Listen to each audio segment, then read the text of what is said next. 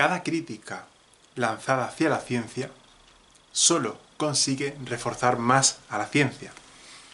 Últimamente, en redes sociales está muy de moda bien criticar a la ciencia, o bien alabar a la ciencia, o bien incluso, no sé, por poner un ejemplo, utilizar la ciencia, ¿no?, para explicar prácticamente todo. Oye, y eso está bien, o sea, es lo correcto, es genial.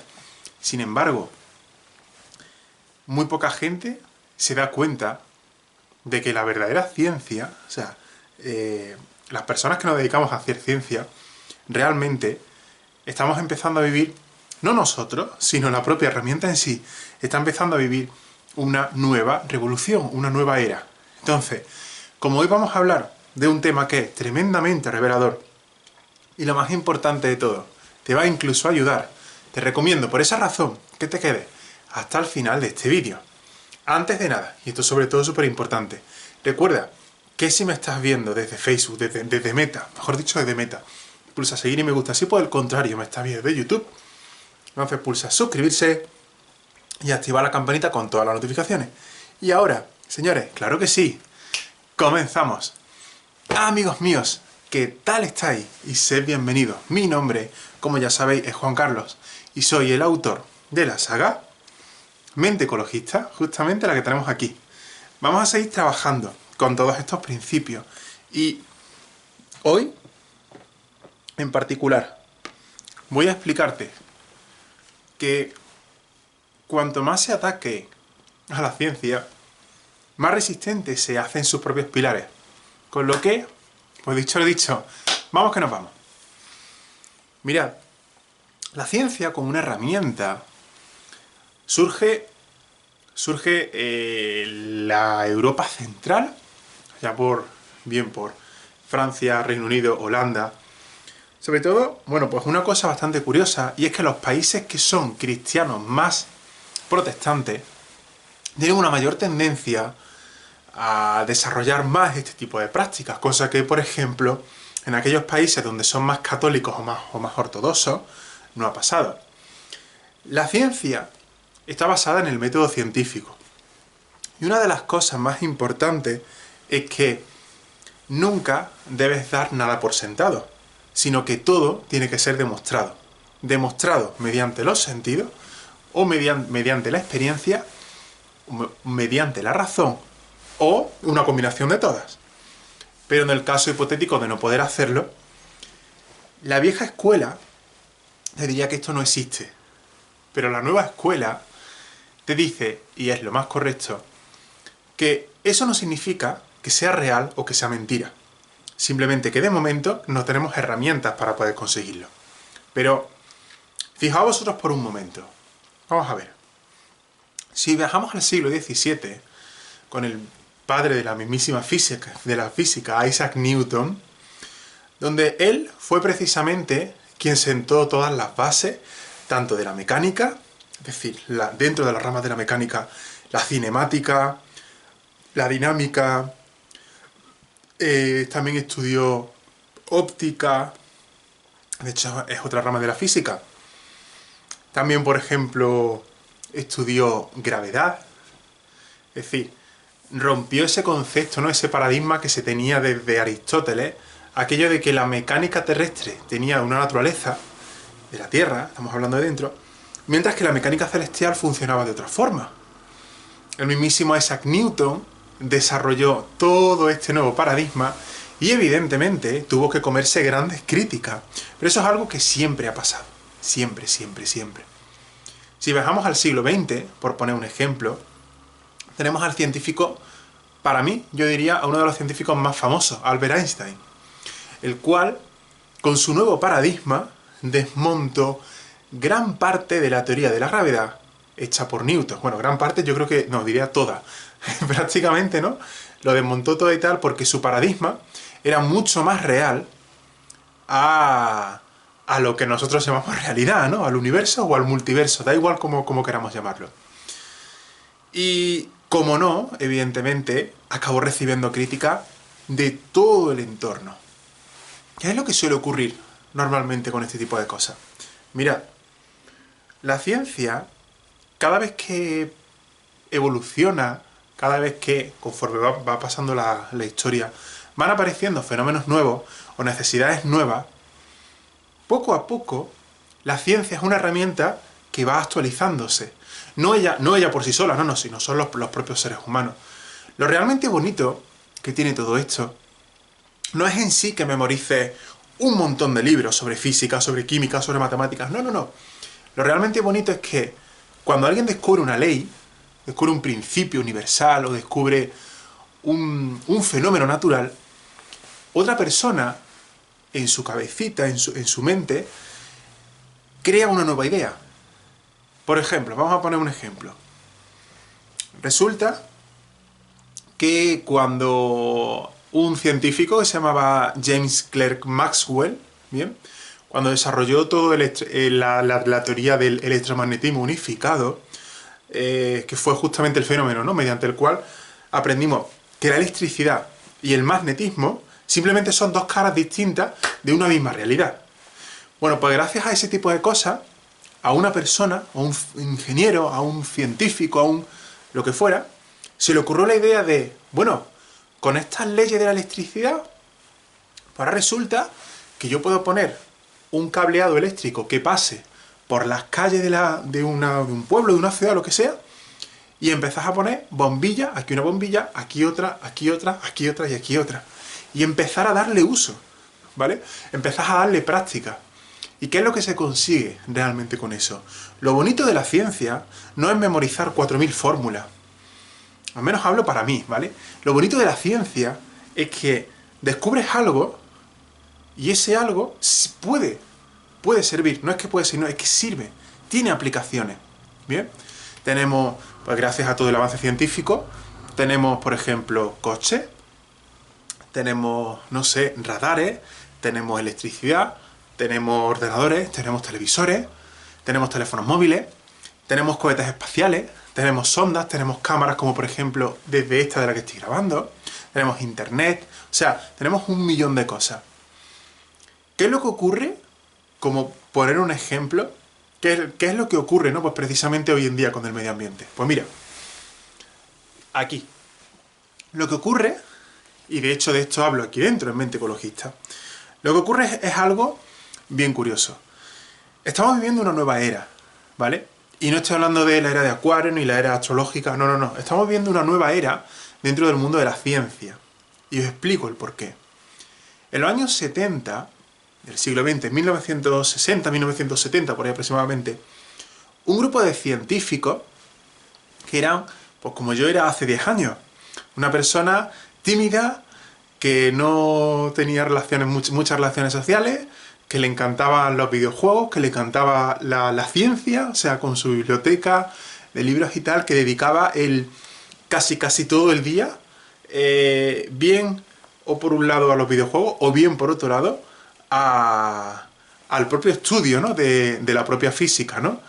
Y claro, ¿no?, pues eran personas muy inteligentes, eran personas muy formadas en ese campo, pero resulta que no se atrevieron realmente, ¿no? Pues, oye, no quisieron pues llegar, ¿no?, bueno, no quisieron, mejor dicho, no sabían, ¿no?, realmente cómo llegar a tan lejos, ¿no? O sea, de decir, oye, a ver de qué forma, ¿no?, pues podemos utilizar todo esto, ¿no?, que hemos descubierto, que hemos investigado en el laboratorio, que hemos incluso aprendido de las propias fuentes, fuentes científicas, ¿no? Realmente, ¿cómo podemos utilizar este tipo de cosas? Y de ahí, aunque no lo creáis, de ahí nació Greenpeace. Greenpeace fue simplemente una organización que se formó, ¿no?, y que se juntó con el objeto, precisamente, de frenar el lanzamiento de una bomba atómica, una prueba, ¿no?, del lanzamiento de ese tipo de bomba en un paraje natural, con objeto, precisamente, de defender ese paraje natural. En aquella época, estamos hablando de los años 70, de 1970, aunque la tecnología había avanzado, no había avanzado tanto como lo ha hecho hasta ahora. Y han pasado 50 años, ¿vale? Más o menos, unos 50 años y tal, un poquitín más aproximadamente.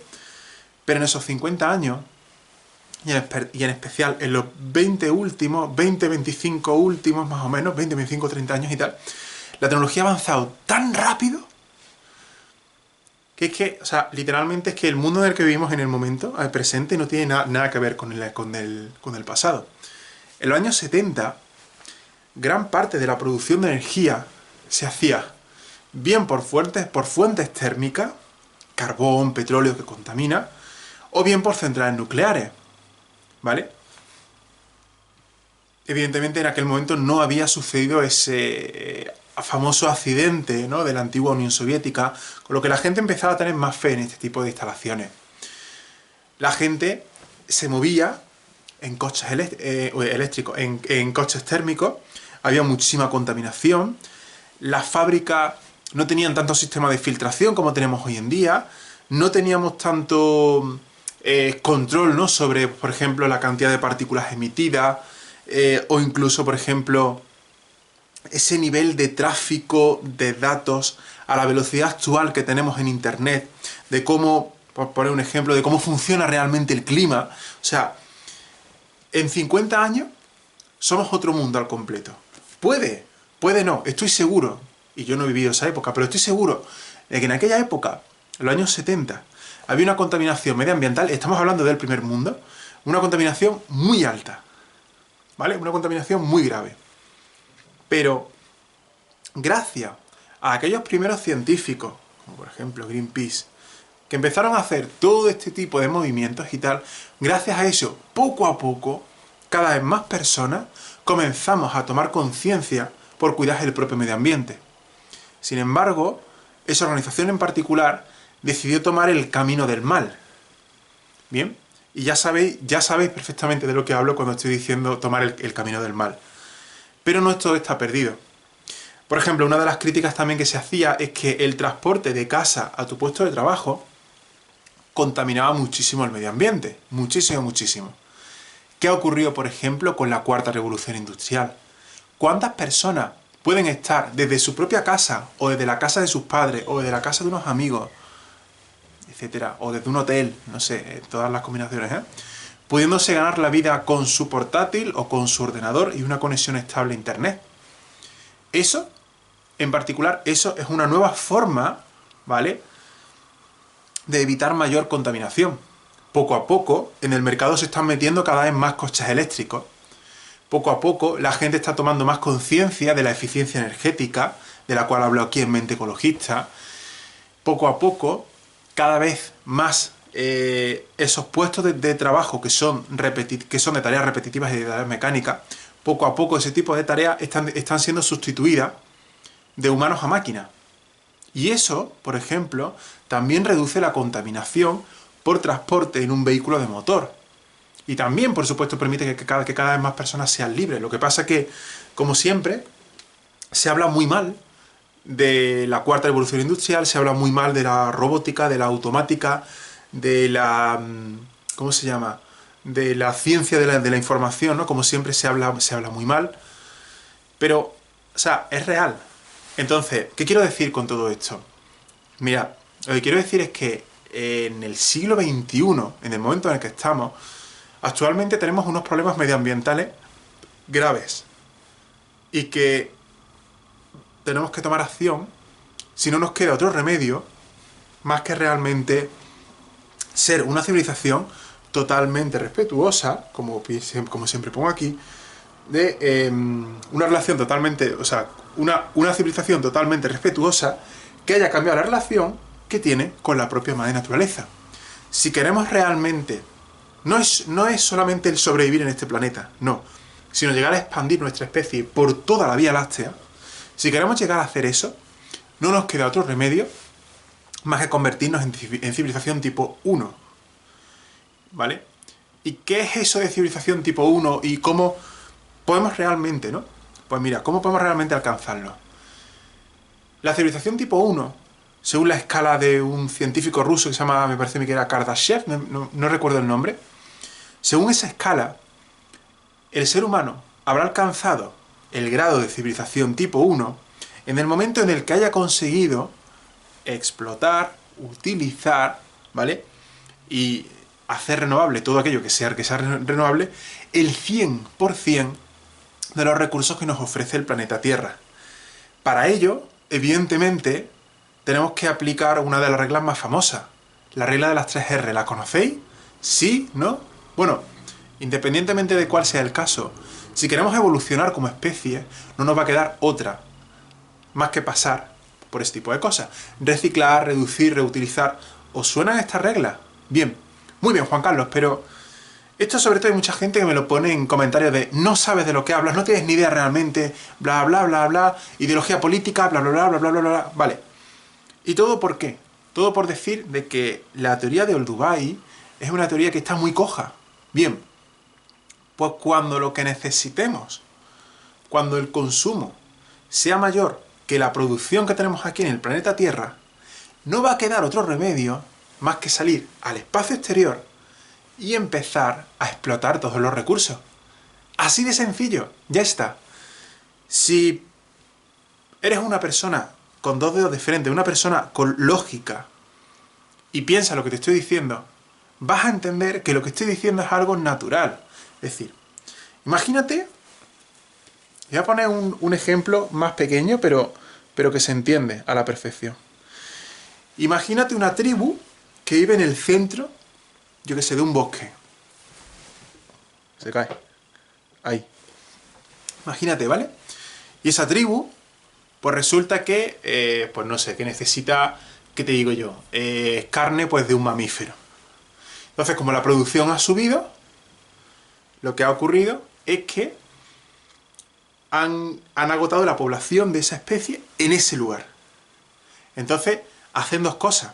La primera, expandir su vista para buscar nuevos individuos de esa especie para poder seguir consumiendo ese producto. Y la segunda, empezar a producir ese producto de forma renovable.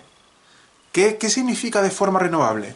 Pues de la regla de las 3 R significa reciclar. ¿Bien? Ahí está. Entonces, ¿es malo? ¿Es estúpido? ¿O es quizá una ideología política llegar a decir que cuando una tribu acaba o arrasa con la población de un individuo que utilizan para comer, expanden su visión, expanden su campo de visión? ¿A que no? Entonces, no soy capaz de entender a este tipo de personas. Y es que de hecho, mira, yo, o sea, os lo digo así de claro, yo me meto, ¿no?, realmente en el perfil de estas personas y veo que en sus canales de YouTube no tienen nada. Cero. Qué fácil es criticar. Bueno, pues en lugar de criticar, ¿vale? En lugar de dedicaros a criticar por criticar y seguir criticando por criticar, dedicar a crear. Como científico que soy, y una de las leyes que descubrí hace muy poquito, y esto forma parte de hecho de la propia mecánica cuántica, esto es impresionante lo que voy a compartirte, es que el universo sirve a aquellos que sirven a su creación. ¿Vale? Hay una realidad, imaginaos como un videojuego, como los Sims. Habéis jugado a los Sims, ¿verdad? A mí ese videojuego me encanta. Hay un programador que crea una programación, un lenguaje de programación, y de ese lenguaje sale el videojuego. Luego, dentro de esos videojuegos, ¿vale? Dentro de ese tipo de videojuegos hay personas que crean personajes, avatares, y que van creando y que van mejorando ese juego, ¿vale? Luego hay personas que crean avatares para que destruyan ese juego. Pues las que salen beneficiadas de ambos 2 perfiles son única y exclusivamente los que crean, los que sirven, los que ayudan, los que mejoran. Estos son. Y esta información es ciencia. Es pura ciencia. No me estoy inventando nada, no me estoy sacando nada del trapo. Y para todas aquellas personas que habléis de bla bla bla, pseudociencia, no sé qué y tal, es muy fácil, totalmente sencillo.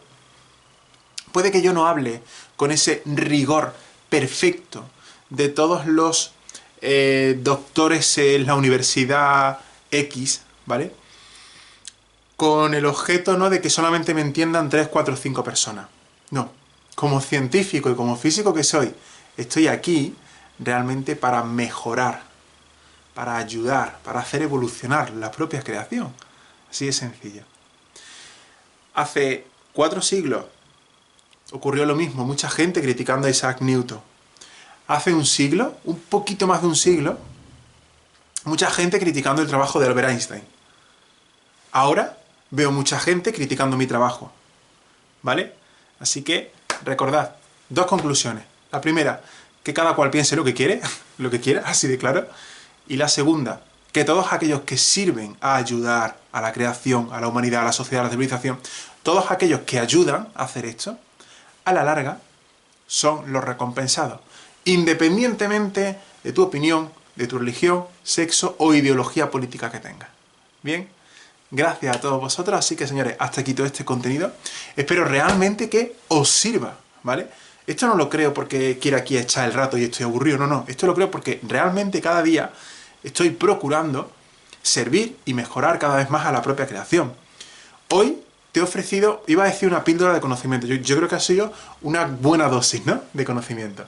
Sin embargo, si realmente quieres profundizar y quieres saber incluso más todavía sobre todas estas cosas, bueno, pues voy a dejarte el enlace aquí para que puedas adquirir la saga Mente Ecologista, y si no, puedes ir a Facebook, que de hecho tenemos una página de fans que es oficial, que la llevo yo, donde también, por donde también, mejor dicho, estamos haciendo envíos de este tipo. Bien, aparte de todas esas cositas, recordaros que ha llegado ya el momento de que cambiemos la relación con el medio ambiente y que la única herramienta que realmente nos va a ayudar a solventar estos problemas es la ciencia. No estoy diciendo, ojo, importante, la única herramienta a nivel material, ¿vale? Porque luego hay otras herramientas que son espirituales. Pero la única herramienta a nivel material que nos va a servir para solventar estos problemas es la ciencia. No os quedéis con la comunidad científica que está formada por seres humanos. Quedaos con la ciencia, que es una herramienta. Una herramienta no tiene ego, ¿vale? El ser humano sí, importante. Y de esa forma vamos a cambiar la relación que tenemos con la madre naturaleza porque es total y absolutísimamente necesario hacer esto. ¿Bien? Una vez que hayamos hecho todo esto, ¿vale? Una vez que ya tengáis la propia saga, tenemos que pasar a la acción. Pero no se trata de compro el libro y ya está. No, todo resuelto, no. Hay que seguir una serie de pasos. El método científico es muy fácil. Paso número 1, aplicar con los libros, ¿vale? Estudia todo lo que aprendes. Paso número 2, aprende. Aprende todo lo que has estudiado. Paso número 3, siempre aplica. Aplica, ¿vale? La ciencia se creó para crear soluciones, para aplicar soluciones. En la misma filosofía del emprendimiento o de un empresario crea soluciones, ¿vale? Pues la ciencia estudia e investiga para crear soluciones, ¿vale? Siempre este paso es uno de los más importantes, es uno de los más cruciales que tienes que hacer. Si no lo haces, pues no puedes aportar nada. ¿Bien? Y que nada más, señores, muchas gracias a todos vosotros también. Si me estáis viendo desde Meta, pulsa seguir y me gusta. Si por el contrario me estáis viendo desde YouTube, entonces pulsad suscribirse y activar la campanita con todas las notificaciones. Aparte de todas estas cosillas, ¿vale? Y todos estos detalles, como siempre os digo, cuidaos mucho y cuidad el bioma al que pertenezcáis, ya sea natural, artificial o trascendental, como por poner un ejemplo, nuestra propia mente subconsciente. Gracias a todos vosotros y nos vemos mañana aquí con nuevo y próximo contenido. Gracias a todos vosotros y adiós.